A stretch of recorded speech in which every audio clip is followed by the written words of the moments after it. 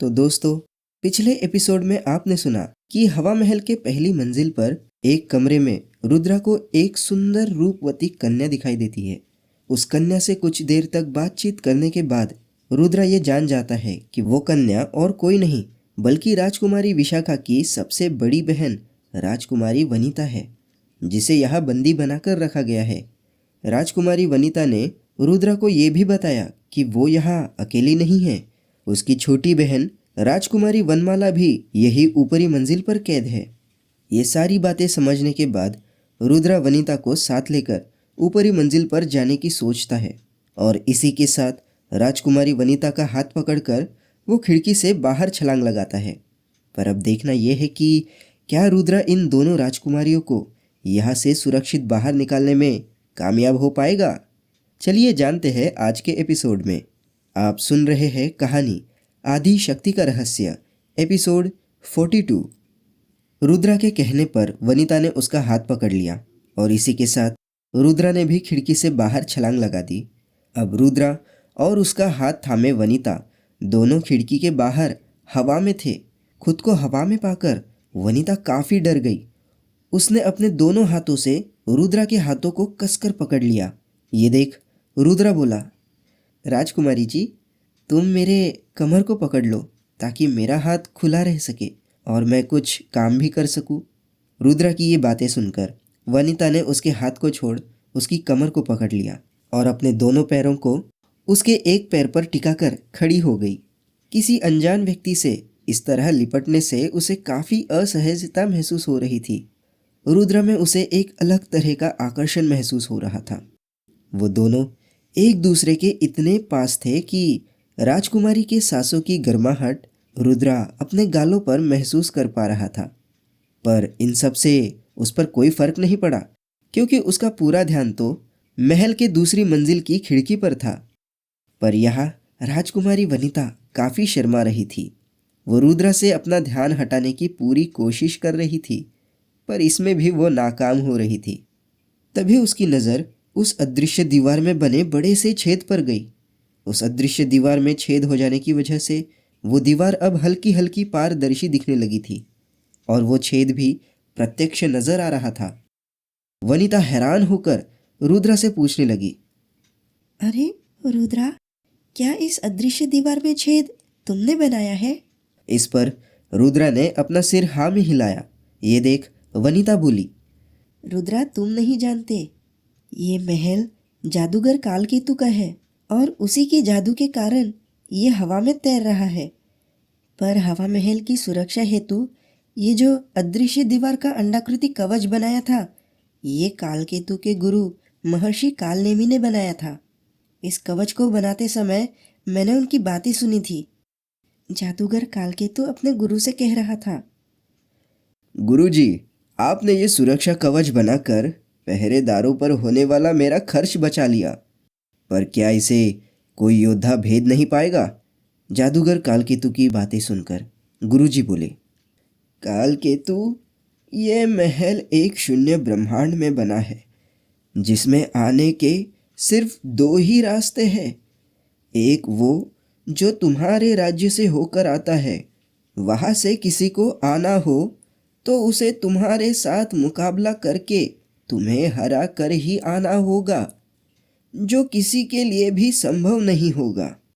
और जो दूसरा रास्ता है वो क्षितिजपुर से है, पर क्षितिजपुर आने के लिए नागलोक से ही आना होगा और नागलोक में आने के लिए पृथ्वीलोक से ही रास्ता है। इस तरह पृथ्वीलोक से नागलोक, नागलोक से क्षितिजपुर और क्षितिजपुर से इस शून्य ब्रह्मांड तक पहुंचना किसी भी मानव के लिए संभव नहीं है, फिर चाहे वो कितना भी बड़ा महान योद्धा हो। इसके अतिरिक्त क्षितिजपुर के सीमा पर मैंने एक अलग से अदृश्य दीवार का कवच बना रखा है और वहाँ पर 5 बड़े गिद्ध पक्षियों को पहरेदारों के रूप में तैनात किया है। उन 5 गिद्ध पक्षियों की खासियत ये है कि वो साधारण इंसान को नहीं दिखाई पड़ते। गुरुजी की बातें सुनकर जादूगर कालकेतु आश्वस्त लग रहा था, पर फिर भी उसने कहा, गुरुजी, इतना सब कुछ होते हुए भी अगर कोई योद्धा इस दरवाजे तक पहुंच जाए तो? कालकेतु की बातें सुनकर गुरुजी ने किंचित हंसते हुए कहा, कालकेतु, पहली बात तो ये है कि इतनी सारी बाधाएं पार करके कोई भी साधारण इंसान हो या असाधारण योद्धा हो, उस दीवार के करीब भी नहीं पहुंच सकता। अगर सभी बाधाएं पार करके कोई द्वार के नज़दीक पहुंच भी जाता है तो हमारे गिद्ध पक्षी उसे जिंदा ही खा लेंगे। कोई भी इंसान उन क्रूर पक्षियों की आंखों को धोखा नहीं दे सकता। पर मान लो कि किसी ने उन पक्षियों को भी चकमा दिया तो भी द्वार का सीमावर्ती 1 किलोमीटर तक का रास्ता गिरिराज पर्वत के खड़ी ऊंची चोटी में से भूमिगत होगा, जिससे कोई भी ये नहीं समझ पाएगा कि इस बड़ी सी पर्वत के चोटी के अंदर से किसी दूसरे लोक में जाने का रास्ता है। पर फिर भी तुम्हें संदेह हो रहा हो तो और एक काम तुम कर सकते हो। वो क्या गुरुजी? कालकेतु ने पूछा। तभी गुरुजी ने कहा, वो ये है कि मुख्य द्वार के 500 मीटर पहले तुम अपना खजाना वहां रख दो, ताकि लाख में से भी अगर कोई इंसान वहां तक पहुंच जाए तो वो उस खजाने को पाकर वहां से वापस लौट जाए। गुरुजी की बातें सुनकर कालकेतु बोला, गुरुजी, आपकी आज्ञा का पालन किया जाएगा। कालकेतु के चेहरे पर अब आश्वस्त के भाव साफ दिख रहे थे।